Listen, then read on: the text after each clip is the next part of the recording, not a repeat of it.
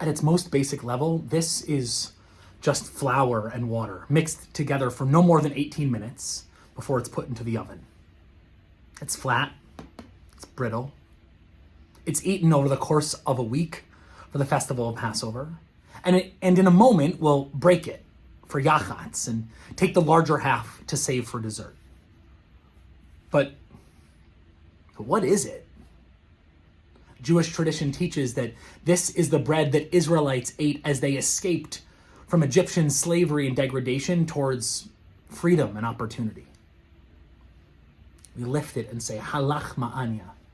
This is the bread of affliction. But notice, we don't say this is the bread of Jewish affliction. We don't say this is bread that only recognizes the existence of one people's experience of suffering. Rather, we lift it and say, halach ma'anya. This is the bread of affliction. Bread of universal affliction.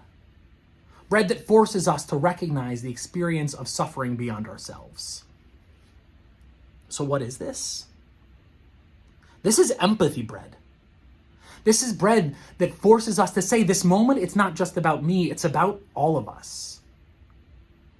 This bread forces us to notice that slavery and cruelty, persecution and prejudice still exist in our world today. So when we lift it and say, halach ma'anya, the next thing that we say is, let all who are hungry come and eat. Come, eat. We have enough. Come, enter my home, my community, and share the story of your journey with me. And tonight, I'll share my story, this evening's story of redemption with you. And maybe if we listen to each other, if we really hear each other, we might see ourselves in each other's stories. I recognize that I am privileged to have this empathy bread to share. Come, eat it with me, so that you too might be sated, so that you too might be heard.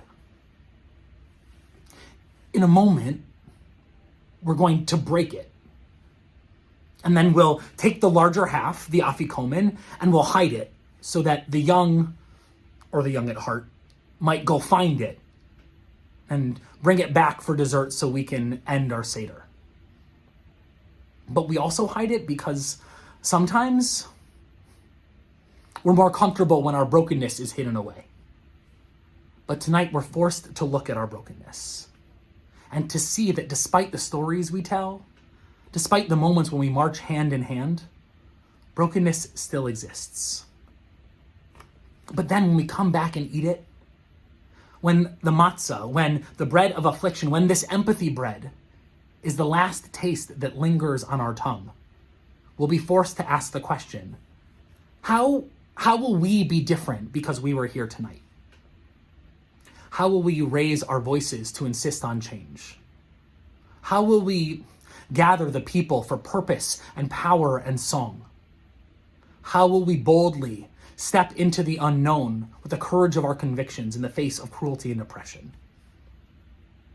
How will we, together, march forth, see the reality of brokenness, and then insist on a world of empathy and on a world of freedom?